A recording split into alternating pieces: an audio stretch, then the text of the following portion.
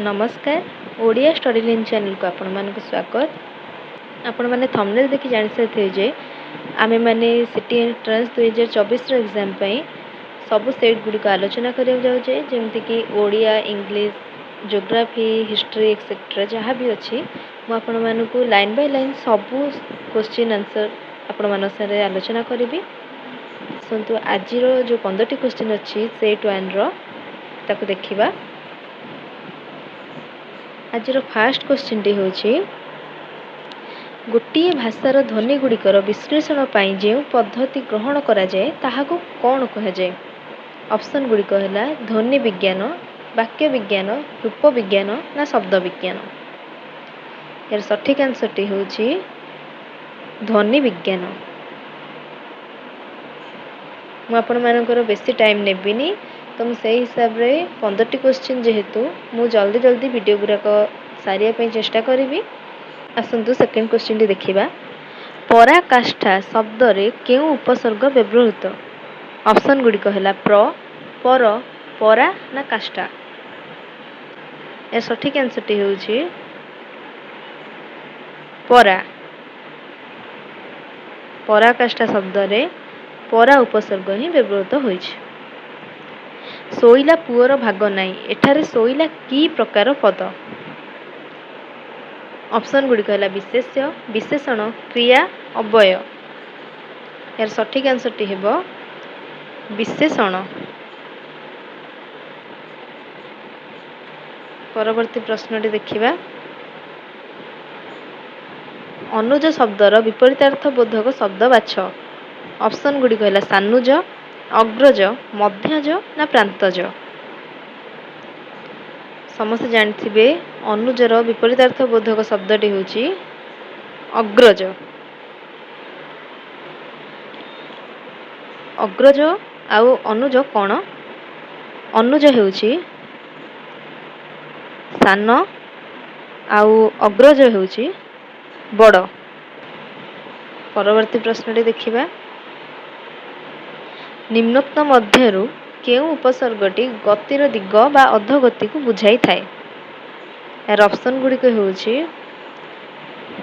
अब अभि नि अनु। यार सठिक आंसर टी होउची अब।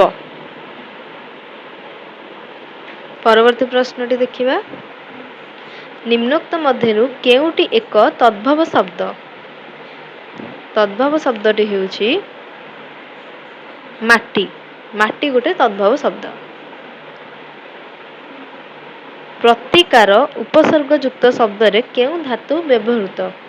ऑप्शन गुडी कहला प्र प्रति कृ ना सम। यार सठिक आंसर टी होउची कृ। प्रतिकार उपसर्ग युक्त शब्द रे कृ धातु व्यवहृत होइछे। चालीसा धरिबा रूढ़ीटी केउ संपर्कित। ऑप्शन गुडी कहला आखि हाथ अंधार ना आलोक। आपण माने समस्त बहुत भलो से जानथिबे 40 धरिबा आखि केस रे ही कुआ जाय थाए। नेक्स्ट क्वेश्चन डी होची वृथा प्रार्थना अर्थ को व्यक्त करुथिबा रूढ़ी निरूपण कर। ऑप्शन गुडी कहला अंध प्रार्थना अकल गुडुम अरण्य रोदन ना अकल सलामी। यार सठिक आंसर टी होची अरण्य रोदन। कहीं ना वृथा प्रार्थनार अर्थ होची अरण्य रोदन। अरण्य रोदन माने होची माने जेमती आमे गोटे घंच जंगल भितर एकुटिया कांदिले केही भी आम कथा को सुनी पारंतिनी माने जेमती वृथा रे आम जिंस गुराक जाए ताकू ही वृथा प्रार्थना को कहा जाए अरण्य रोदन।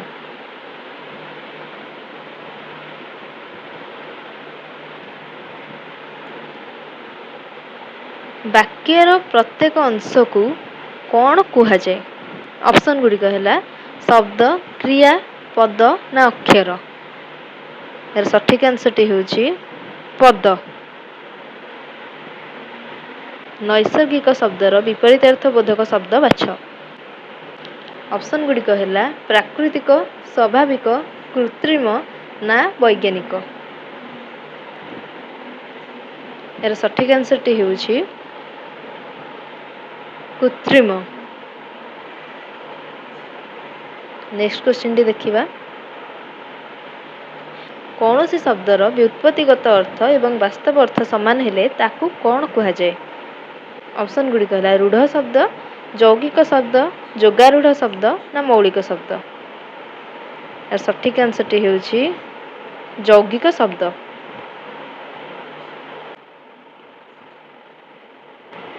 व्याप्ति अर्थरे मय प्रत्यय लगा जाइथिबा शब्दटी को बाछ। ऑप्शन गुडी कहला जलमय, पापमय, पंकमय, घृतमय। यार सठिक आंसर टी हेउची जलमय। परवर्ती प्रश्नटी देखिबा पृथ्वी सूर्य चारिपटे बुले एठारे क्रियापदटी केउ कालर बोली कुहाजिबो। ऑप्शन गुडी कहला अतीत काल, वर्तमान काल, भविष्यत काल ना संपूर्ण वर्तमान काल।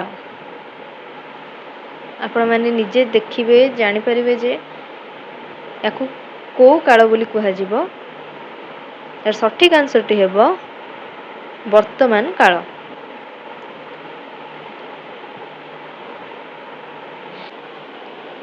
आजिर ए सेक्शन रो बा सेट 1 रो 15 नंबर क्वेश्चन बा लास्ट क्वेश्चन टी आमे आसंता आलोचना करिबा। क्वेश्चन टी होची गोलोक शब्दर समार्थबोधक शब्द बाछ।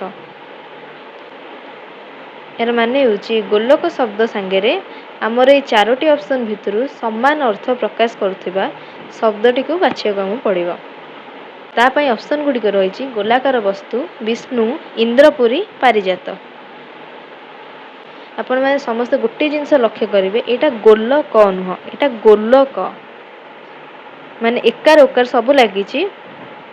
तो से केस रे आपण माने समार्थबोधक जदि पचारथिबो आपण माने विष्णु ही मारिवे। तो आजिर आमे 15 टी क्वेश्चन बा सेट 1 को कंप्लीट कर देइछे। सिटी एंट्रेंस एग्जाम पई मु आपण मानक संगे नेक्स्ट वीडियो जहाँ भी शेयर करी आपण माने ताको पाइबा पई मो चैनल टी को सब्सक्राइब कर देबे। आ आजिर वीडियो यदि आपण मानक सତରେ भल लागिथिबो ताहले गोटे लाइक मध्ये कर देबे। धन्यवाद।